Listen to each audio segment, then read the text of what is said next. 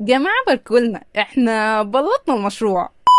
يا ترى تيم بعبثيات التيم بتاعنا لما يجي يتخرج هيتخرج بايه؟ احنا هنتخرج بلعبة. ولاننا بايوميديكال فقررنا نعمل اناتومي في ار جيم لبتوع الميديكال، ولزوم الابهار بنقولها كده. لو مديتيها فيرتشوال رياليتي.